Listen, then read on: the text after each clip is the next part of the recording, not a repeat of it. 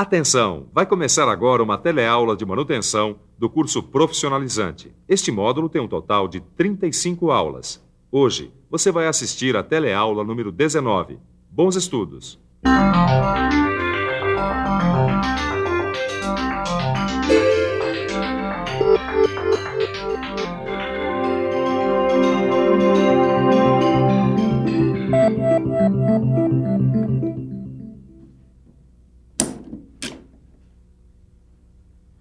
Eu estava aqui desmontando esse conjunto mecânico e encontrei alguns rolamentos com defeito.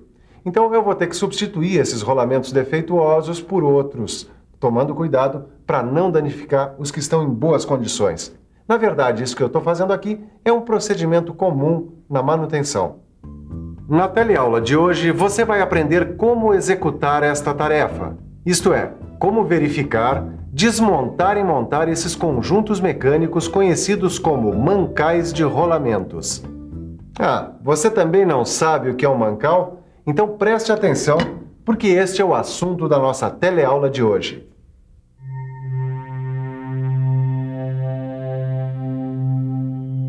Alguns eixos e os rolamentos são elementos girantes de uma máquina. Esses elementos, para funcionarem, necessitam de um suporte de apoio que tem o nome de mancal. E os mancais se dividem em dois tipos, os mancais de deslizamento e mancais de rolamento. Nessa e na próxima teleaula, você vai conhecer os mancais de rolamento. Este aqui é o mancal de rolamento. Ele comporta rolamentos de esferas ou rolos que servem como apoio do eixo. Quando o eixo gira, essas esferas ou rolos também giram. Os rolamentos, por sua vez, podem ser de dois tipos. Estes são rolamentos radiais. Eles suportam cargas que atuam perpendicularmente ao eixo. E este é um rolamento axial, projetado para suportar cargas que atuam na direção do eixo. Mas agora que você já sabe alguma coisa sobre os tipos de mancais e os tipos de rolamentos, está na hora de ver um pouco desse conhecimento aplicado na prática. Então, Caio, o que é que manda aí? Ô, mestre Paulo, tava mesmo querendo falar com o senhor. Olha só, eu tô começando agora a trabalhar com rolamentos e uma coisa que eu não consigo entender é como é que a gente consegue verificar as condições de um rolamento. Esse tipo de verificação é feita pelo tato e pela audição. Ó, eu gostaria de aprender mais sobre esse assunto. Será que o senhor podia me dar algum tipo de exemplo? Se você precisar verificar o processo de giro, gire o rolamento lentamente com a mão. Se o movimento for produzido com esforço ou se ocorre de modo desigual, é que o rolamento está apresentando algum problema. Para fazer a verificação pela audição, você tem que fazer o rolamento funcionar com um número de rotações reduzidas. Aí, dependendo do ruído produzido pelo rolamento, você pode deduzir se está com defeito. A verificação pelo ouvido pode ser melhorada utilizando-se um estetoscópio eletrônico. Colocando-se a haste de contato sobre o mancal, tem-se os ruídos produzidos pelo rolamento amplificado, sendo assim mais fácil de identificá-los. Antigamente, esta verificação era feita com uma chave de fenda ou bastão de madeira. Mas como é que eu consigo saber pelo som qual é o problema com o rolamento? A prática vai ensinando. Por exemplo, se for um som assim como um zumbido, é porque as pistas do rolamento estão sujas. Se for um som mais forte, bem estrepitoso, é porque as pistas do rolamento estão danificadas ou descascadas. Agora, se for um som metálico, assim tipo um silvo, aí é sinal de uma pequena folga ou falta de lubrificação. Bom, precisa ter um ótimo ouvido, né? E é preciso mesmo. Com a prática e a dedicação, a gente vai aperfeiçoando. Mas além do ruído, existe um outro fator importante para se observar as condições de um rolamento. É a temperatura. Você pode fazer isso colocando a mão no mancal do rolamento, ou então utilizando um termômetro digital. E quando a temperatura estiver mais alta do que o normal, ou então estiver variando muito, isso significa que o rolamento tem algum problema. E este problema pode ter diversas causas. Pode ser, por exemplo, por lubrificação deficiente ou até excesso de lubrificação. Pode ser devido a excesso de carga, a presença de sujeiras, início de desgaste ou ainda outras causas. Por exemplo, folga interna muito pequena, rolamento preso axialmente, calor proveniente de fonte externa. Mas é bom não esquecer que após a lubrificação de um rolamento, é normal que aconteça um aumento de temperatura durante 1 ou 2 dias. Mas existem também outros pontos que devem ser verificados, como vedações, o nível do lubrificante e se ele tem ou não muitas impurezas. Agora você já sabe o que precisa fazer para verificar as condições de um rolamento e conhecer se ele apresenta algum problema. Bom, mas uma vez detectado o problema, é preciso realizar uma inspeção mais detalhada das várias partes do conjunto que estão com defeito, sempre lembrando que a inspeção dos elementos mecânicos deve ser feita com a máquina parada para evitar acidentes. Além disso, a inspeção deve ter um método, isso é, ela deve obedecer uma sequência de operações. É bom você ficar um pouco mais por dentro desse assunto.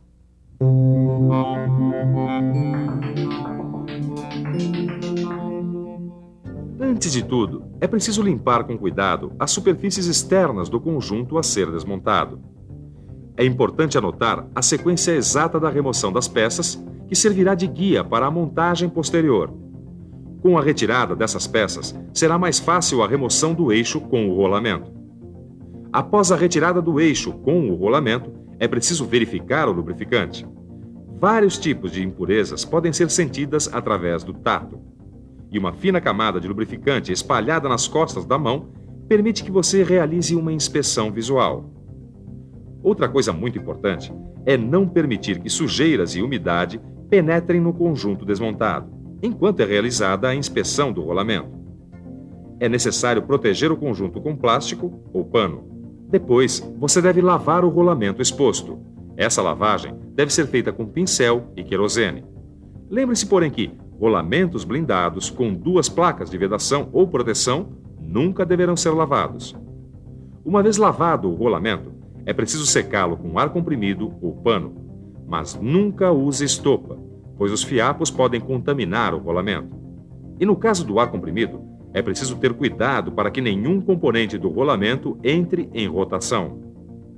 Tanto na operação de desmontagem quanto na de montagem de um rolamento, é necessário ter vários cuidados. Se um rolamento apresentar problemas, eu vou ter que desmontá-lo, né? Sim, mas antes de você fazer a desmontagem, o primeiro passo é marcar a posição relativa de montagem. Tá bom, e como é que eu faço isso? Uma coisa, você tem que marcar o lado do rolamento que está para cima e o lado do rolamento que está para frente. Outra coisa fundamental é escolher as ferramentas adequadas.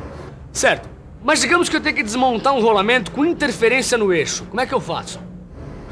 Realmente tem muitas coisas para você aprender sobre esse assunto. A desmontagem de rolamento com interferência no eixo é feita com um saca-rolamento, de modo que as garras da ferramenta fiquem apoiadas diretamente na face do anel interno. Mas se não for possível alcançar a face do anel interno, você deve colocar as garras sobre o anel externo. Só deve tomar cuidado para que o anel externo seja girado durante a desmontagem. Com isso, os esforços vão se distribuir igualmente pelas pistas. Isso evitará que os corpos rolantes marquem as mesmas. Se você não tiver um saca-rolamento, pode usar um punção de ferro ou um de metal, relativamente mole, com a ponta arredondada. O importante é que a ferramenta deve ser aplicada na face do anel interno. Outra coisa, o rolamento não deverá receber de jeito nenhum golpes diretos do martelo. Este método exige muito cuidado para não danificar o rolamento e o eixo. Com todos esses cuidados que o mestre Paulo indicou, você vai fazer uma desmontagem sem danificar o rolamento. E para montar o rolamento, você também deve ter uma série de cuidados, como escolher o método certo de montagem, observar a limpeza do rolamento e do local da montagem. É preciso selecionar as ferramentas adequadas, que deverão estar em boas condições de uso para a montagem. Depois disso, você ainda tem que tomar várias providências, remover as rebarbas e fazer a limpeza do eixo e encostos. Verificar a exatidão de forma e dimensões dos assentos do eixo. Mais uma coisa importante, se você for substituir o rolamento, só tire o rolamento novo da embalagem na hora de fazer a montagem, porque a embalagem tem um protetor antiferruginoso. Se você aplicar esses princípios direitinho, pode se considerar pronto para iniciar a montagem. Mas não esqueça que você vai fazer a montagem de rolamentos com interferência no eixo. Para fazer esse tipo de montagem, você deve seguir os seguintes passos. Primeiro, lubrifique o assento do rolamento. Depois, Posicione o rolamento sobre o eixo com o auxílio de um martelo. Mas lembre-se de que os golpes não devem ser aplicados diretamente no rolamento, e sim no tubo metálico adaptado ao anel interno. Para fazer a montagem, use as roscas internas ou externas já existentes no eixo. Se o rolamento for pequeno ou médio, deve-se usar prensas mecânicas ou hidráulicas.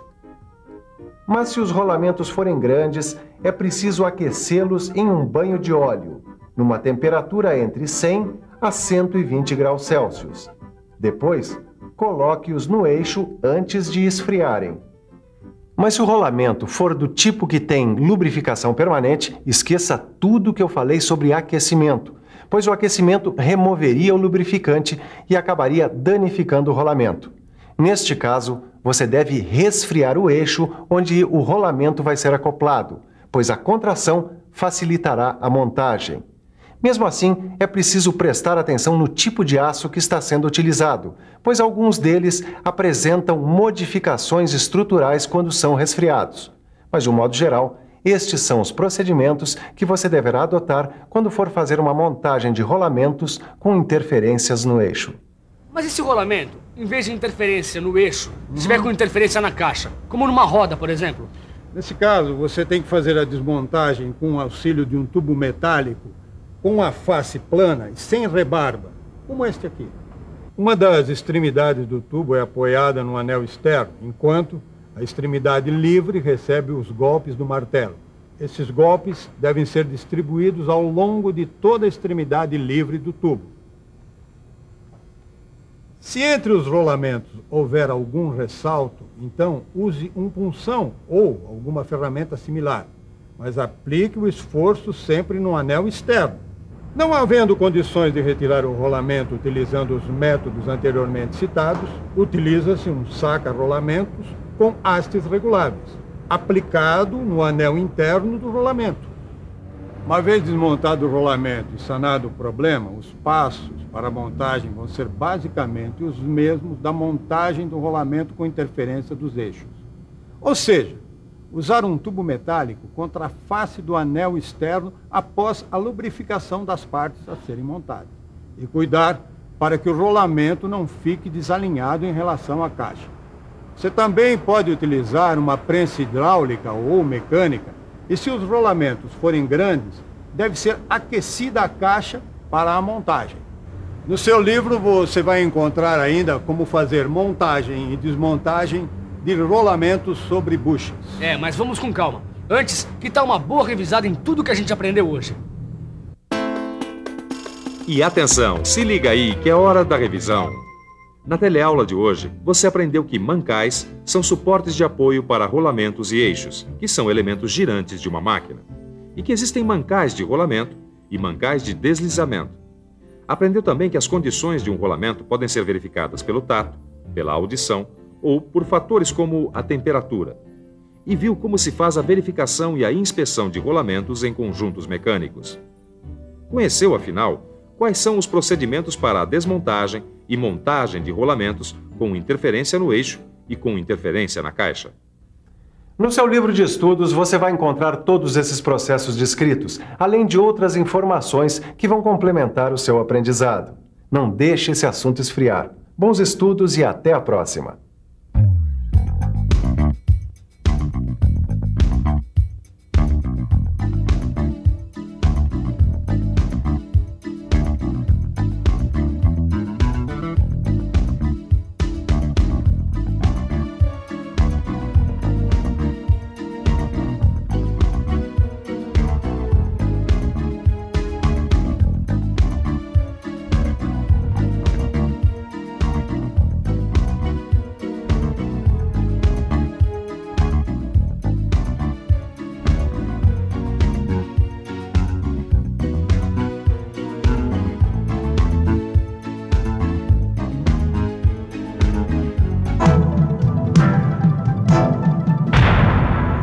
Telecurso 2000, um programa de educação do Sistema Fiesp e da Fundação Roberto Marinho.